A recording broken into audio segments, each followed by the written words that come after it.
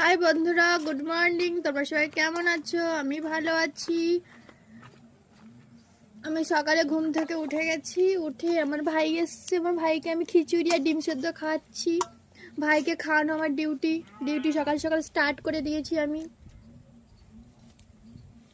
তা বলো, আজকের ওয়েদারটা খুবই মেঘলা মেঘলা করেছে, ঠান্ডা ঠান্ডা ওয়েদার আছে।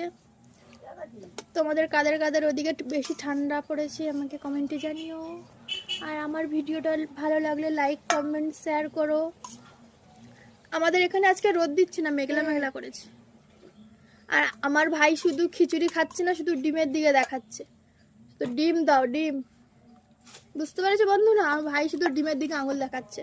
দেখো খিচুড়ি, ভাই খিচুড়ি নিয়ে চলে আসছে, ও খাবে। এইদিকে একটা ভাই, ভাই তাকা গলু। আমার দিদি